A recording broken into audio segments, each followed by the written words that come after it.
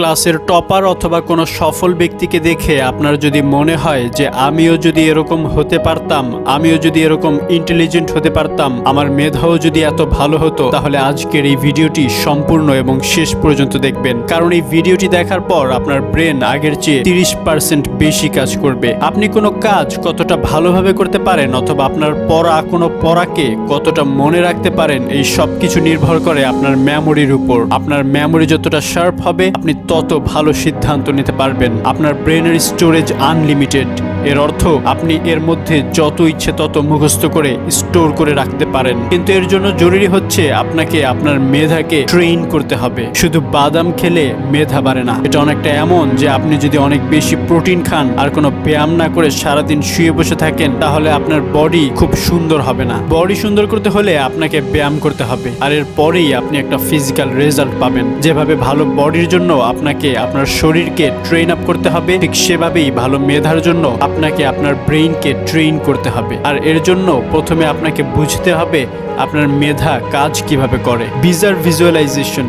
Visualisation টেকনিকের নাম হয়তো আপনি অনেকবার শুনেছেন। এটা যে কোনো জিনিসকে মুখস্থ করার আর মেধাশক্তি বাড়ানোর এক আজব তরিকা, কিন্তু অনেক লোকই জানে না তারা কিভাবে এটাকে ভালোভাবে ব্যবহার করবে। ভিজুয়ালাইজেশন মানে হচ্ছে কোনো জিনিসকে মুখস্থ করার জন্য সেই জিনিস সম্পর্কে একটা ইমেজ কল্পনা করা। কারণ আমাদের ব্রেন কোনো ইমেজকে অনেক বেশি সময় পর্যন্ত মনে রাখতে পারে, কিন্তু মুখস্থ রাখার জন্য শুধু ইমেজ বা ভিজুয়ালাইজেশন সবচেয়ে ভালো পদ্ধতি নয়। এটার পারফেক্ট পদ্ধতি হচ্ছে ভিজুয়ালাইজেশন। এই টেকনিকটা হলো যে কোনো জিনিসের ভিজুয়ালাইজেশন আপনার মেমোরির সাথে ইন্টিগ্রেট করা, এক্সপিরিয়েন্সের সাথে জুড়ে দেয়া, সম্পূর্ণভাবে ওই জিনিসটাকে ফিল করা।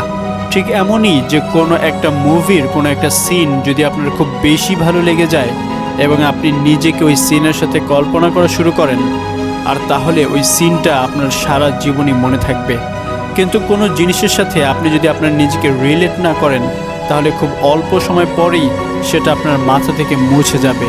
এটা বলার কারণ এই যে কোনো জিনিস মুখস্থ করার জন্য আপনি ওই বিষয়টাকে আপনার আগের এক্সপিরিয়েন্সের সাথে আপনার রিয়েল লাইফের সাথে ম্যাচ করে ফিল করুন।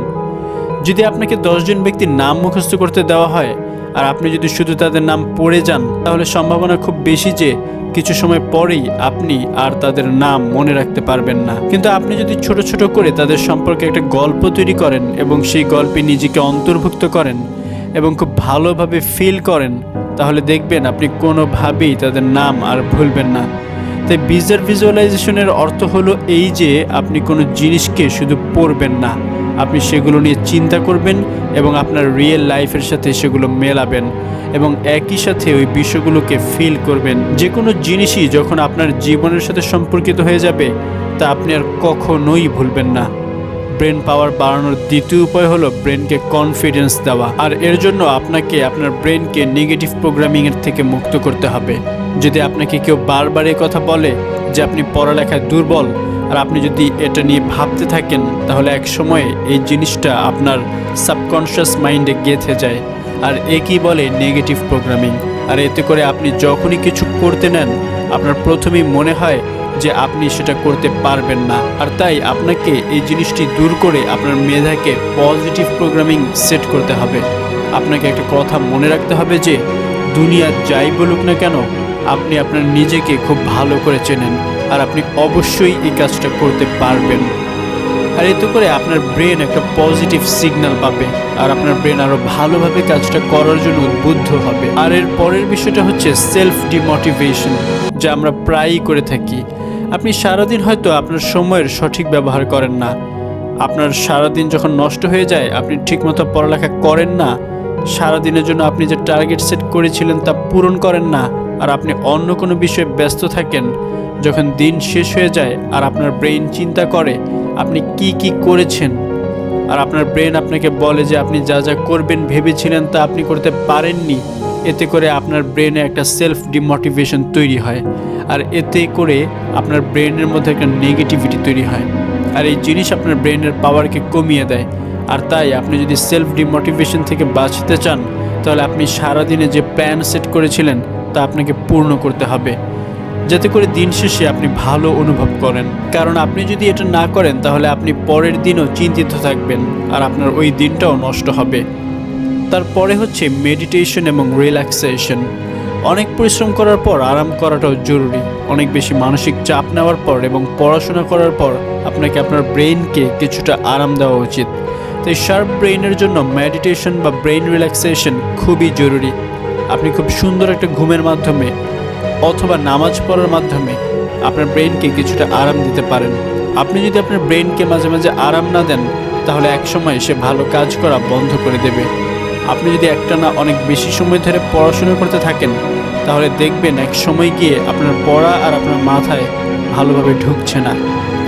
আবার এমনও দেখা যায় আপনি যখন ঘুম থেকে ওঠার পর পড়তে বসেন, তখন খুব দ্রুত আপনার পড়াগুলো আপনি বুঝে যান। আর এর কারণ হচ্ছে আপনার ব্রেন তখন রিল্যাক্স মোডে থাকে। অনেকে একটা ভুল করে থাকে যে ব্রেন রিল্যাক্সেশনের সময় সে অন্য কোনো কাজে ব্যস্ত হয়ে যায়। সে হয়তো মোবাইলে গেম খেলে অথবা মোবাইলে অন্য কোনো কাজে ব্যস্ত হয়ে যায়।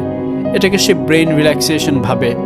এরপর সে আবার যখন কাজ করতে বসে অথবা পড়তে বসে, সে খুব ভালো ইমপ্রুভমেন্ট দেখে না। তার কারণ হচ্ছে ব্রেন রিল্যাক্সেশনের সময় সে তার ব্রেনের উপর আরও বেশি চাপ প্রয়োগ করেছে। তাই এমনটা কখনোই না করা চাই। এরপরের বিষয়টা হচ্ছে মর্নিং টিউনিং। হয়তোবা এটা আপনি প্রথম শুনলেন। অনেক সময় এমন হয় যে আপনি যদি একেবারে ঘুম থেকে ওঠার পর কোনো একটা গান শুনেন, তাহলে সারাদিন ওই গানের লিরিকটা আপনার মাথায় ঘুরতে থাকে। কারণ সকালবেলা আপনার মেধা সবচেয়ে বেশি রিল্যাক্স মোডে থাকে। আর আপনি সর্বপ্রথম যে কাজগুলো করেন, এগুলো আপনার ব্রেইনে খুব ভালোভাবে বসে যায়। তাই সকালে ঘুম থেকে উঠে আপনি ওই কাজটা নিয়ে বেশি চিন্তা করবেন অথবা কিছুটা করবেন যেটা আপনি সারাদিন করতে চান। এতে করে আপনার ব্রেন ওই কাজের উপর টিউন হয়ে যাবে। এতে করে সারাদিন ওই কাজটা করতে আপনার খুব বেশি কষ্ট হবে না, কারণ আপনি খুব সকালেই আপনার ব্রেনকে ওই কাজের জন্য প্রোগ্রামিং করে ফেলেছেন। আর এই টেকনিককে বলে মর্নিং টিউনিং। ঠিক যেভাবে আপনার বডিকে সুন্দর করার জন্য আপনাকে এক্সারসাইজ করতে হয়, ঠিক একইভাবে আপনার মেধার বিকাশ করার জন্য আপনাকে ব্রেইন টেকনিকগুলো ব্যবহার করতে হবে। এই সবগুলো টেকনিক আপনি যদি ব্যবহার করতে পারেন, তাহলে অবশ্যই আপনার ব্রেন পাওয়ার ইমপ্রুভ হবে। ভিডিওটা যদি আপনাদের ভালো লাগে এবং ইউজফুল মনে হয়, তাহলে লাইক দিয়ে শেয়ার করতে ভুলবেন না। আর আমাদের চ্যানেলটি অবশ্যই সাবস্ক্রাইব করে নেবেন। আর যদি অলরেডি সাবস্ক্রাইব করে থাকেন, আপনাকে অসংখ্য ধন্যবাদ।